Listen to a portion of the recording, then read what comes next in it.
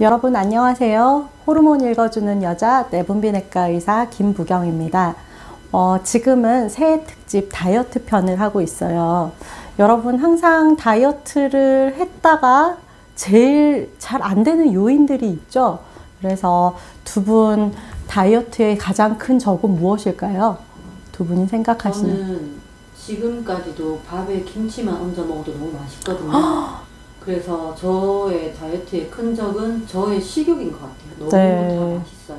맞아요. 저도 같은 맥락이긴 한데 저는 네. 술이요. 밤에 진짜 못 끊겠어요. 두 분 다 일찍 주무셔야 되겠어요. 근데 이제 그게 다 합쳐진 거지만 그거를 우리가 얼마간은 그런 것들을 참을 수 있는데 결국은 다이어트의 가장 큰 적은 그거를 끝까지 참아내지 못하기 때문에 결국 요요가 오는 것이죠. 그래서 저는 개인적으로 이 다이어트의 가장 큰 적은 요요라고 생각하고요. 이 요요가 정말 무서운 것이 이전에 다이어트를 하기 전 체중보다 틀림없이 더 찌게 됩니다. 그래서 제가 사실 이 유튜브를 시작한 이유 중에 큰 이유 중에 하나가 이렇게 계속 살을 뺐다가 다이어트를 했다가 요요가 생기고 또 다이어트를 했다가 요요가 생기고 이런 분들을 좀 도와드리고 싶었어요. 그래서 제가 본 많은 고도비만 환자들이 단 한 번에 그렇게 살이 찐 것이 아니에요. 대부분의 스토리들을 들어보면 다이어트를 많이 시도하셨던 분들이에요. 그래서 10kg, 20kg를 감량했다가 그 이후에 또 요요를 겪고 하면서 결국은 고도비만까지 가게 되는 그런 일들을 대부분 많이 겪어서요. 그래서 저는 개인적으로 여러분들이 지금 다이어트를 결심하고 계시겠지만 다이어트를 말리고 싶어요. 제 환자분들 중에 살을 빼고 싶다고 제 진료실에 오신 분들한테 저는 다이어트를 하지 말라고 합니다. 그 이유가 이 요요는 이기기 정말 어려워요. 여러분들의 의지가 부족해서가 아닙니다. 여러분들 탓이 아니에요. 이거는 제가 우리 몸은 항상성을 항상 유지하고 있다고 했잖아요. 그래서 체중을 빼고 나면 반드시 원래 체중으로 돌아가려고 하는 그 항상성을 유지하려고 하는 힘이 있어요. 근데 이 힘이 얼마나 대단하냐고 하면은 여러분들 우리 체온을 우리의 힘으로 체온을 다르게 바꿀 수 있어요? 체온을 바꾸면 우리가 죽어요. 그래서 온 우주의 힘인 거예요. 우리 몸을 소우주라고 하잖아요. 그래서 여러분들이 체중을 빼고 나면은 온 우주의 기운이 원래 체중으로 돌아가도록 이렇게 하는데 그 힘이 너무 커가지고 원래 체중보다 더 올라가게 되는 거죠.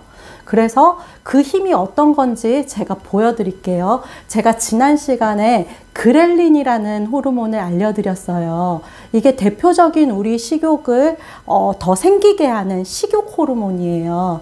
그래서 이게 이제 그렐린의 농도가 높으면 많이 먹고 싶은 거죠. 그런데 지난번에 제가 이 그래프를 보여드렸는데 우리가 밥 먹기 전에 그렐린이 많이 올라갔다가 밥을 먹고 나면 이게 떨어져요. 그런데 이거를 체중을 10%, 20%뺀 사람들에서 이제 그렐린의 농도를 재보니까 그냥 아무것도 안 한 사람들의 그렐린 농도보다 기본적으로 훨씬 높아요.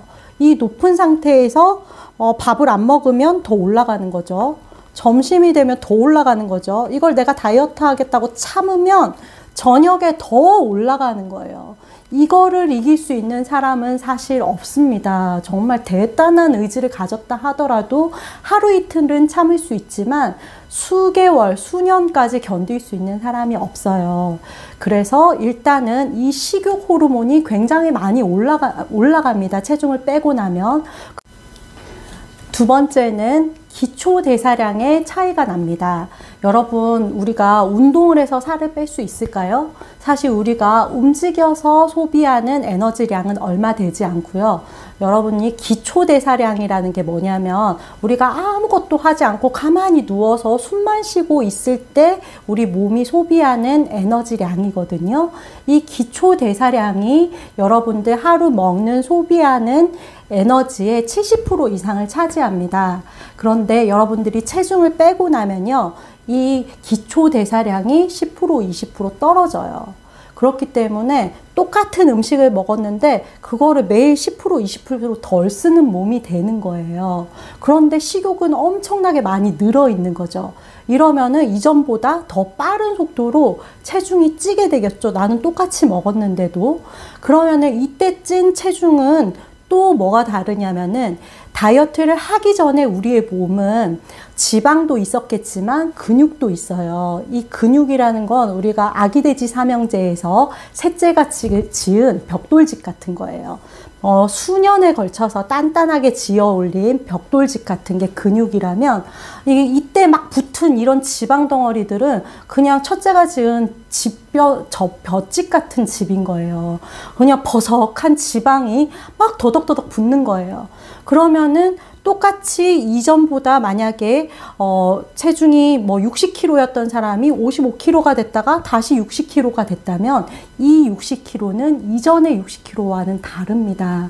훨씬 더 체중이 잘 찌고 그리고 허약한 60kg의 몸이 되는 거죠. 그래서 여러분들 다이어트를 하시기 전에 꼭 생각하셔야 되는 게 있어요. 이 요요를 이겨낼 수 있는 그것까지 생각을 하고 다이어트를 시작하셔야 돼요. 체중을 내가 몇 킬로 빼겠다라는 것까지가 다이어트가 아닙니다.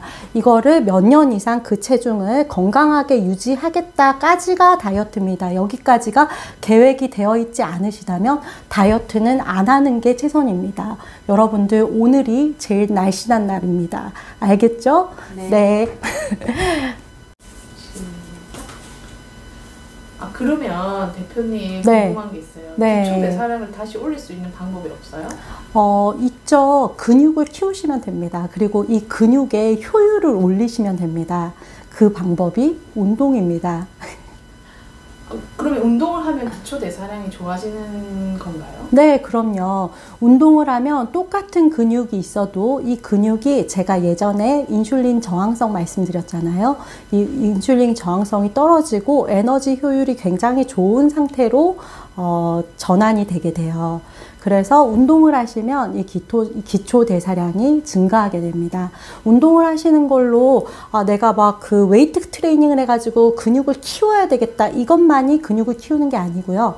같은 근육의 양이라도 효율이 더 좋은 근육으로 만들게 되는 게 운동이죠. 그러면 운동 잠깐 하면 기초 대사량이 확 올라가나요? 운동을 하시게 되면요, 그 기초 대사량이 올라가는 효과가 약 이틀 정도 유지가 된다고 합니다. 그래서 일주일에 3번 이상 운동을 하라고 하잖아요. 그래서 운동은 꾸준히 하셔야 돼요. 그러면 매일 평생 해야 되는 거네요? 네, 맞습니다, 여러분. 다이어트는 내일부터 하는 게 아니라요.